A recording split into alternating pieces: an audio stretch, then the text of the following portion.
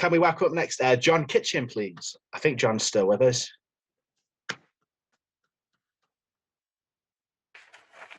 Okay, can you hear me? We can, John. Okay, good. I've got two poems. They're both on a green theme. The first one was published in Under the Radar last year.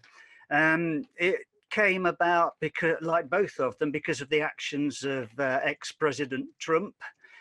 He had said that climate change was a Chinese hoax, and he pulled the US out of the Paris Agreement. And the two words tipping point were used a lot. And I thought, tipping point, that sounds like a good name for a horse. So this is called When You Stop Having Fun. Roll up, ladies and gents. Time to place your bets.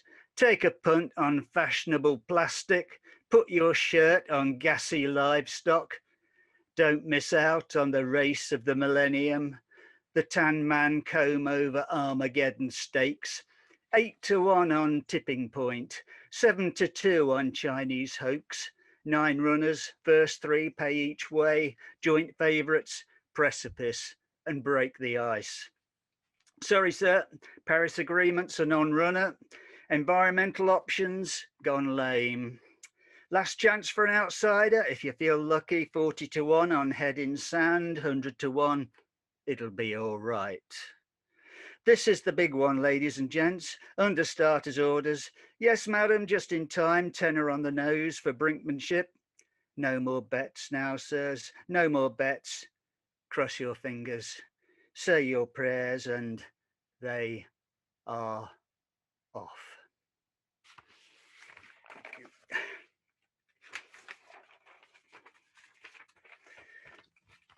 So President Trump, again, he talked of buying Greenland, which I thought was quite amusing, or not, and building more golf courses in Scotland. And this was all tied up with me.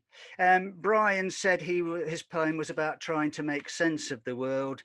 This is definitely about failing to make sense of the world, what with getting older and climate change and whatever. It's in the book, it's on page 47. It's called Unease Recycled. We could be joyous as terriers, chasing scratty tennis balls into the surf. But this September feels more like mid-December. Creaks and aches and hearing loss. Quick to collapse, slow to rise, and the darkness billows. The sky rolls over in sorrow. 75's the think tank pension age, all right for policymakers with shiny suits and polished vowels. I should buy an unpronounceable Pharaoh Isle, mine out its minerals, construct a nuclear bunker or a putting green. Appoint myself emperor, join those world kings obsessed with proving climate change is just a conspiracy by school kids and paranoid crusties.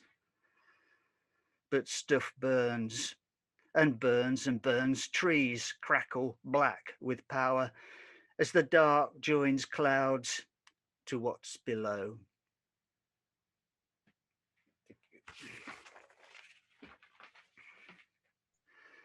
Both very dark and ominous, but yet somehow very enjoyable poems as well. So you've got that balance right there, John. Yeah, I really like the premise of the first one. That's nicely done. And you know we love the second one because we put it in the magazine. I was there, brilliant. Thank you for sharing both of those. It's great to meet you. Thank you. Can we welcome up next Lynne Shapiro, please? Hello, everyone. I'm having a little bit of a, can you all hear me?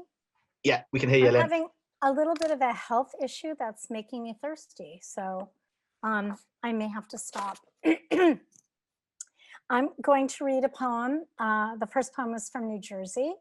And the second poem that I will read is short, and it was on the blog of your extraordinary issue. And it was written when I was in England, the one time I was there. Summer of Snakes. July was marked by writhing groups of Crotalus horridus, timber rattlers, congregated on the dusty road to the cabin in primordial tangles beneath the blueberry bush by the dock. But it was the one quicksilver snake that traversed in sinuous silence that shaded bed of dry brown leaves that overlooked the lake, a dammed portion of the Rockaway River, really. I no longer recall the particulars, not its color, though the leaves lie there still, surely different ones now, nor how it held its rattle, but it floated, seemed to float above ground, which led me to move closer, to watch, despite fear. And despite my presence, the snake never changed course, lured along by an unknowable intention. Children's voices swam in the distance. Time stopped, stretched, enough for me to be alone with the snake, and then with one neighbor and another. Time enough to phone a snake handler and find no one home. Time enough for the children to exit the water and take a look. And in all that time, the rattler never changed course. How I took leave of such uncommon beauty, I do not recall. I suppose it passed some boundary, the old outhouse, the edge of our property where cover gives way to clearing. 2, it was getting on late afternoon. Time for birthday cake and lemonade. Time for the neighbors to return to their cabins. Time for me to recognize happiness. But soon after, the neighbor boy rushed in, screen door banging shut, to announce his father had taken an axe, whacked off the head of a snake, the snake his sister almost stepped on. Almost. Did he think killing it would make him ever safer? Within the hour, the family was packed, returned to the city the weekend over, a severed snake near the woodpile. I will never let go. The extinguished by a man who moments earlier stood in friendship and awe on my land, but with an axe on his. Thank you, and sorry. This is about my train ride from East Sussex to London after doing an arts residency there about honeybees. Track signals. Lean in to see out. As the train slows, glass becomes framed mirror. Greenery becomes you. Flannel caresses your one-time youth. How liquid we are, here and gone, broken open by dappled green, engulfed by revered fusion of beauty and its opposite, periphery and its opposite, interiority and its opposite. The window of plenty induces emerald ecstasy. Pinholes of the past collide in lush tracery. Liquid jade hardens into something you can hold on to when the train rolls to a stop. If I lived here, would I be like ivy? Warm light enfolds like a blanket in a greenhouse. From deep inside the public address, missives blare, reminds us there are schedules to keep. The track goes both ways, and there's another you up ahead. Thank you.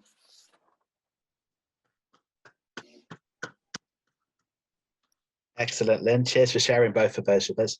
I loved how technically with both of them, but especially the first one, I couldn't tell whether is it a true story, is it a metaphor, is it both? It was very, very cleverly done. So thank you. Yeah, really enjoyed those. Can we welcome up next? It was going to be Jeff Phelps, but his Wi-Fi is gone, so unfortunately he's not with us. Sarah Passingham, please. Also published on the HCE website. Hello, folks. I've got 2 poems, 2 short poems. The first is a poem that was inspired by a TV program, and this is sort of the flip side of why we should be green, why we should be thinking green. Those in America might even remember this. The Texas Brine Company disaster. It's 2 a.m. and the surface is flat calm. Nothing here but the reflection of a hot moon on an oily slick that has oozed to the top when the salt dome burst.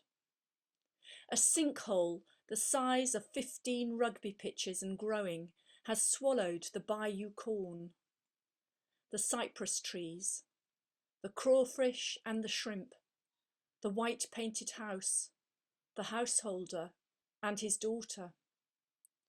Only their dog was found, and here he waits at 2 a.m, peering into the moonshine, his dry black nose cracked with salt and the sweet smell of crude oil, wondering if he can drink the water.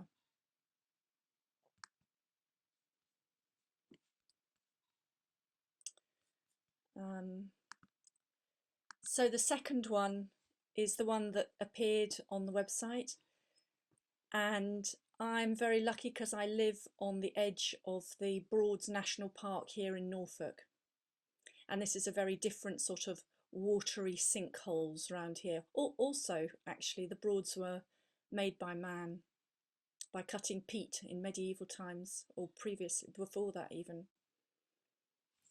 And this is about running. For a time, you will feel more alive than ever. Connect with the trees, the sky, the season by stretching out your body before a window. Do not bring in today with radio, TV or phone, but make this day your own. Open the door and release yourself into the wild.